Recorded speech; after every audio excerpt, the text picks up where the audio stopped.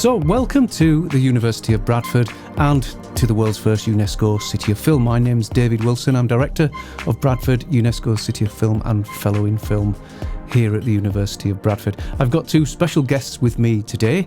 Iain Baird. Welcome, Iain. Hello, David. And Dr. Mark Goodall from the University of Bradford.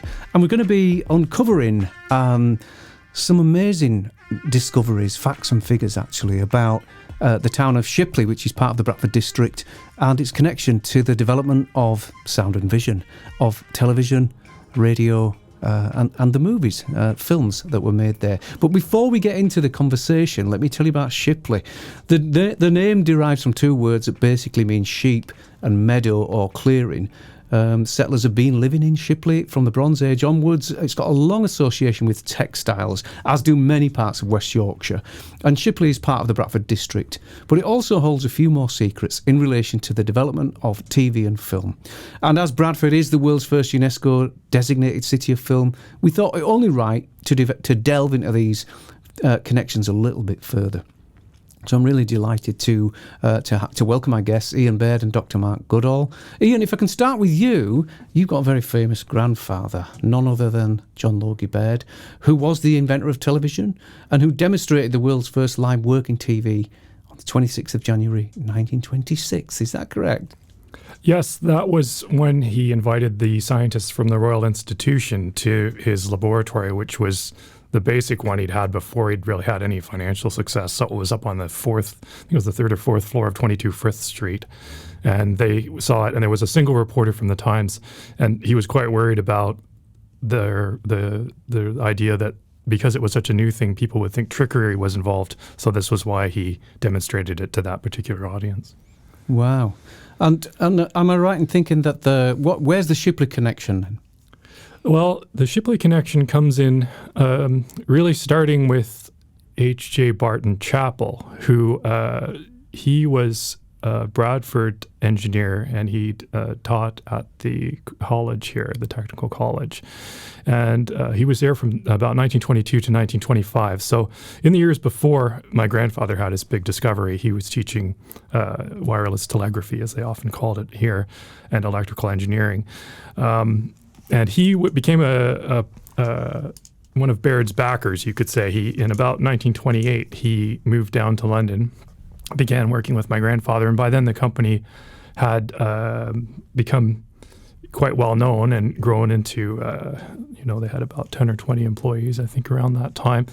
And he was involved in all aspects, really. He did a lot of writing, and he also did a lot of the technical work as well, advising on some of the things that they were doing. He was particularly good at mathematics, from what I remember as well. So any of the calculations required for angles with the optics and this type of thing, he could have helped with. So the Shipley side comes in on the 8th of October, 1929. And this was about 6 months after, it was a bit more than, it was about 9 months after Barton Chapel joined the company. And Sidney Mosley, who had also joined around that time, he was also coming up to Shipley. And what brought them to that particular place was they'd started broadcasting the week before, in late September 1929. And that was actually the first time the BBC had broadcast television on a regular basis. The broadcasting was done by the BBC. The programs were made by the Baird company. And it went to this house in Shipley, which was owned by a fellow called Sidney R. Wright.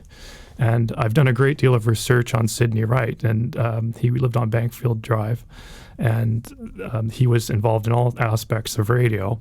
And he was obviously known to Barton Chapel, and I think that was the reason that they chose his home to be the first place outside of London, in terms of the entire UK, where these BBC broadcasts of television would be received. Because before this, they'd really only focused on London as far as the BBC broadcasting had gone.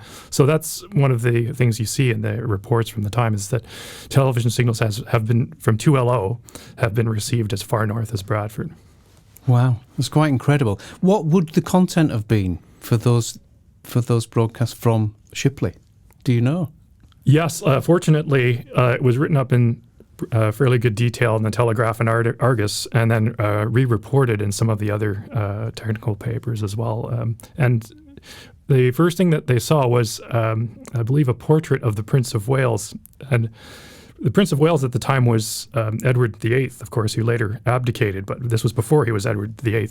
And it was only his portrait. It was a still portrait. He wasn't obviously sitting in the Baird studio. That would have been very difficult to arrange, but it was his portrait. And then they had, we don't know who it was, but one of the technicians or one of the people in the studio went on and moved their head around to show that it was a moving picture, and opened their mouth and closed their mouth and blinked their eyes. And this was the period when they only had 2LO, and the reason for that, having one transmitter, I've just explained, is that you can't have sound and vision. So they had 2 minutes of sound and 2 minutes of vision, roughly, or sometimes they go 3 minutes of sound, 3 minutes of vision, but they couldn't have sound and vision at the same time until March 1930. So the content would have been sound, and then they would have seen the person, and the person might have said some words, then they would have gone back to vision again. And I think what they used at Sidney Wright's house was a televisor, which was a portable one, which was about 4-inch by 2-inch picture, and a wireless set that he had, and a speaker. And we have one photograph of this, and there's only one, and I think it was taken by either somebody who was using Barton Chapel's or Sidney Mosley's camera, who was in the house. Possibly Sidney Wright's wife took the photo, or it was the Telegraph and Argus reporter who was present there as well. So I'm not sure who the photographer is, but I'm guessing it was probably the Telegraph and Argus reporter. Wow. Can imagine capturing that moment in time. And just from your knowledge of this, because you've got extensive knowledge of the history of television, and why wouldn't you, being the grandson of the inventor of television? Mm-hmm. When was sound and vision able to be transmitted simultaneously? Is that much further on? Not much further. It was about late September 1929 was the sound alternating with vision, and then there was a new transmitter that came online at Brookman's Park, and this was the BBC's sort of second transmitter for the London area. And so as soon as they could activate that, the Baird company was able to broadcast its service with sound and vision. And this, I should mention, was during off hours when the BBC radio wasn't on the air. So it was using the exact same transmitters for the main BBC radio, but in the morning they shut off for a while. So it was sometimes 11 o'clock in the morning. Other times it was after midnight. Wow. And just to remind me again, Barton Chapel, was he actually a lecturer here at the University of Bradford? Did he go on to do that, did you say? Yes, he taught electrical engineering here from 1922 to 1925. And he was, one of their people who I think continued to have a connection with the city. And I should mention about him as well that his son, Derek Barton Chapel, is also known as Derek Waring, who is the actor that appeared in the Z-Cars series, among other things. So if you look up Derek Waring, he's actually Derek Barton Chapel, and his other son, Richard, is a scriptwriter, or was a scriptwriter for TV, and I think maybe some film as well, but definitely for TV anyway. Wow. I'm going to come back to the Baird organisation in a moment or two. I'm just going to bring Mark in for a moment. Mark, you listening to that, and are you as fascinated as me by those kind of facts and figures? Absolutely, yes. I mean, it's always fascinating to find that there's something on your doorstep, something extraordinary on your doorstep. We were so used to sort of expecting these things to be in the sort of more cultural centres of the world. So these stories are fantastic, and I think another example of another side to Bradford, or the Bradford district, that we maybe we forget. We have this stereotype image of Bradford, this industrial city, post-industrial city, and yet these kind of amazing technologies that verge on the sort of almost the supernatural have gone alongside that as well. Yeah, and I suppose when you talked about cultural centres, and of course Bradford has that rich textile heritage, but Shipley in particular being a kind of textile town, and I don't mean that with any disrespect, it's a fantastic place, and it's right next door to Saltaire as a UNESCO World Heritage Site. But there's also another sort of claim to fame in the sort of moving image industry, isn't there, Mark, around Tony Richardson, who was born in Shipley in 1928, theatre and film director, producer, whose career spanned 5 decades, and he won the Academy Award for Best Director for the film Tom Jones. And I think it's fair to say he was sort of primarily associated with the whole angry young men movement of the late 50s and 60s, or British New Wave, kitchen sink, whichever portrayal you want to say about that. But do you think, Mark, how significant was Richardson's contribution to the overall development of British cinema at that time? Well, I think very significant. I mean, in the sense that he kind of started out, well, in his film career, in some ways, started out as a writer for the journal Sequence, which was edited by Lindsay Anderson and Gavin Lambert. And so he was kind of not as much involved as they were, but certainly a significant contributor to the start of British film criticism. So, writing about film. Then he was involved as a director, firstly in theatre, but then, making these early sort of British New Wave films, free cinema, kitchen sink, as you described it. He helped to shape the aesthetic of that. And not just the style of those films, but the way of making the films, the practice of making independent films outside of the old-fashioned studio system. And also as a producer, someone who started a company, Woodfall Films, with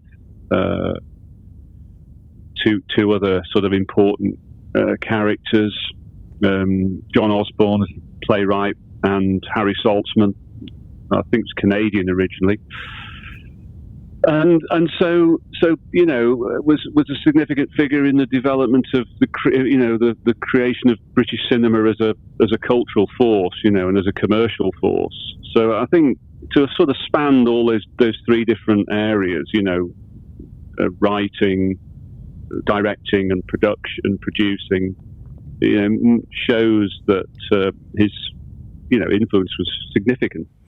And I think Iain and I were talking when Iain just came into the office about on-location filming, and I think it was A Taste of Honey in particular, that after he'd made that film, he didn't go back to doing studio-based content. I mean, is that what makes those kind of films that we consider, to be sort of classic? In the sort of British canon of filmmaking, really, those 50s and 60s, and we've had our own share of them in Bradford for sure, which I'm going to come on to in a minute. But do you think that on location, and of course, what's grown into be kind of soaps now that we know and love, or know and loathe, do you think that on location is a key element of some of those things? Yeah, I think for me, that's the thing that's the film contribution. That's what changed British cinema and changed the way people made films, was that, shooting in the street, shooting in real locations, shooting with handheld cameras rather than, fixed cameras or, positioned, or cameras on tracks and those sorts of things.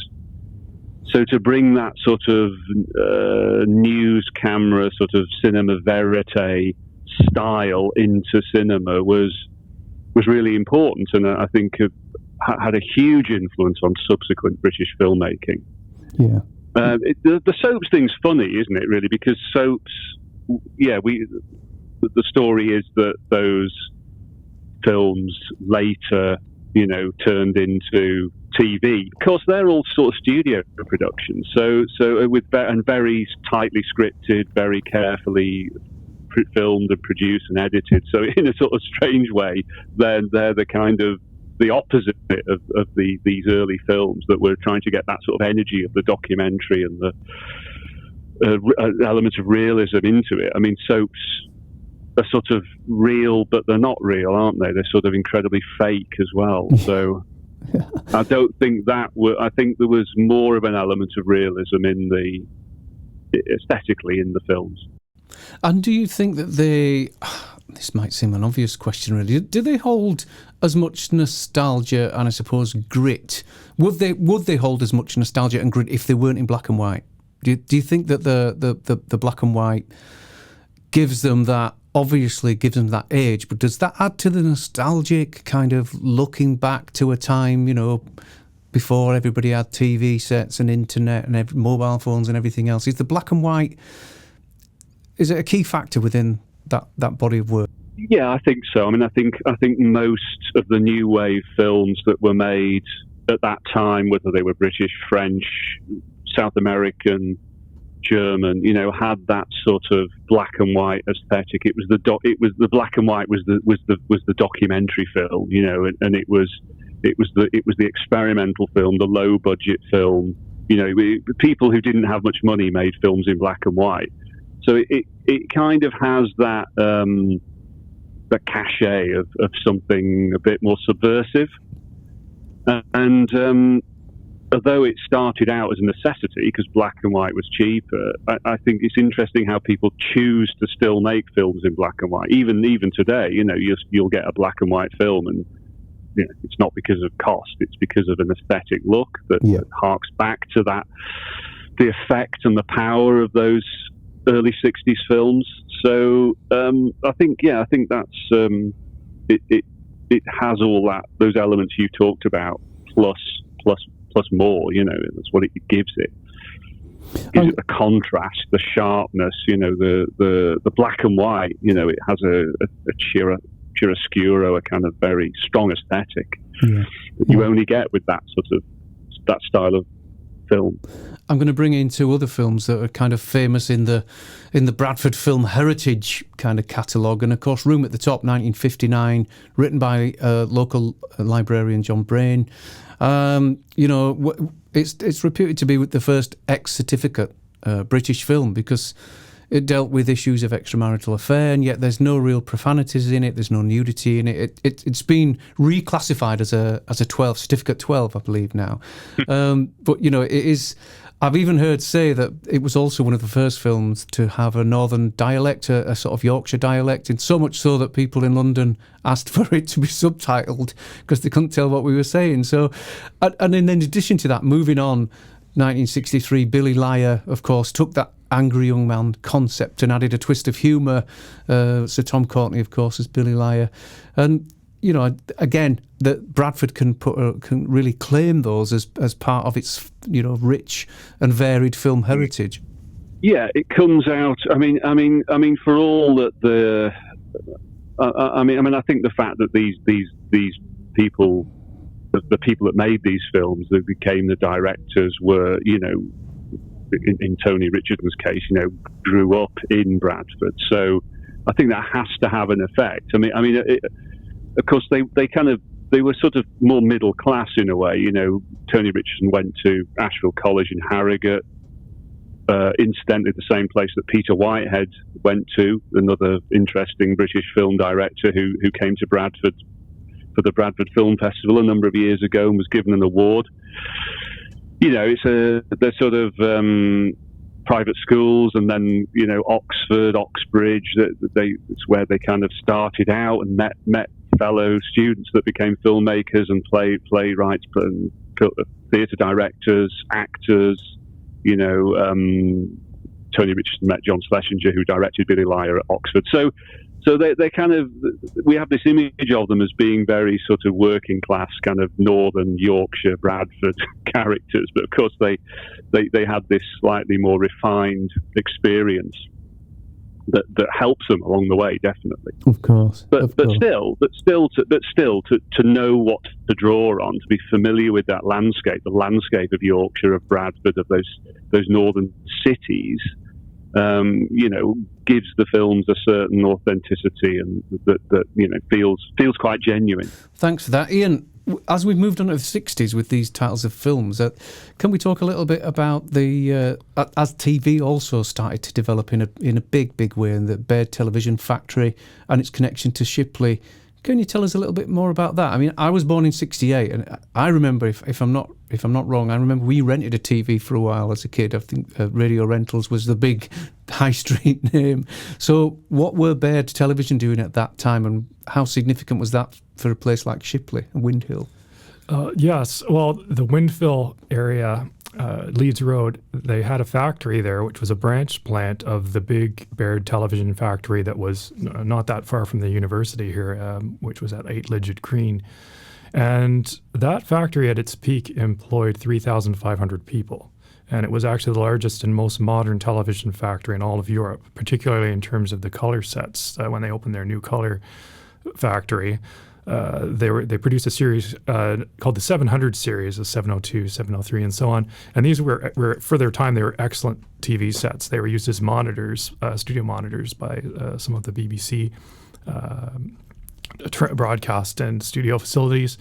This was before the Trinitron. They went on to use some of the Trinitrons for that. But these were used as monitors, and they had 2 branch plants. I think the other one was at Batley, but the one at Shipley went in the late 60s, mid to late 60s, and was responsible for stamping metal parts, which would include the chassis. And the building is still there today, actually, and they're using the building for making cardboard boxes. So it's gone from stamping metal to stamping cardboard. But that branch plant, I think, employed somewhere between 100 and 200 people. It's quite a large plant. And the other interesting thing with the Baird factory was how many different owners the Baird name went through before it came here to Bradford. It was Hartley Baird for a while. Before that, Jack Buchanan, the actor, actually owned the company just after my grandfather's death in 1946. Jack Buchanan was running it for a short time. Then Scoffney, after that, actually had merged with it. So the Baird name was bought by what was then the Radio Rentals company, and that was how they took that brand on to emphasize their role as a television manufacturer, as they'd started out with radios, of course, but eventually it came to the point where they weren't making any radios, and it was all about TV. I just wondered, from your point of view, Iain, do you still look at television and realise the significance of your sort of family heritage in that? Because alongside the printing press, the radio, television and the internet, gosh, in terms of communication, from a personal point of view, do you watch much TV? And did it resonate with you at a young age, the significance of this thing in the corner of everyone's front room, this mass communication device? It's been a gradual process of realization for me, because I think when I was younger, my father was handling a lot of the television history side of our family. And he wrote a book with Anthony Cam in the early 2000, which was really the most complete biography about my grandfather. And I think that's the sort of thing. But he's continuing to do it today. We're always talking on email about television history things. But the realization really came, I think, after I left university. And I was starting to find old TV sets. I just got into this. This book arrived called TV is King by an antique dealer in Scotland called Michael Bennett Levy. And I looked through it and I saw the old TV sets and I thought, somebody in Canada should do this. So I started doing it. And then pretty soon I started to learn the electronics and the history and everything. And it was just a very gradual process. And I became a curator in 1995. And then I was pretty much full-time into it ever since then.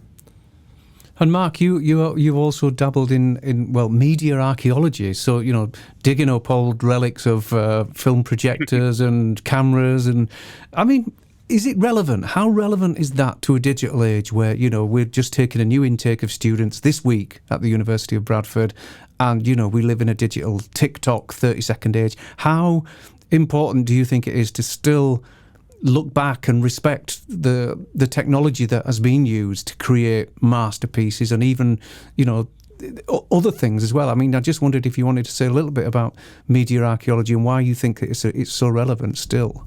Well, I think it is. I think it's important because it gives you the opportunity to re-look at so-called old technologies. I think that's the point of it. It's not a nostalgic thing just to say, do you remember when things were like this? It's about saying, well, what can we learn from looking at the media technology of the past that can take us forward? So it's a kind of it's against this sort of the technological view is that things just go in a linear way. Things get better, technology gets better, things get better, and we all sort of know that isn't true.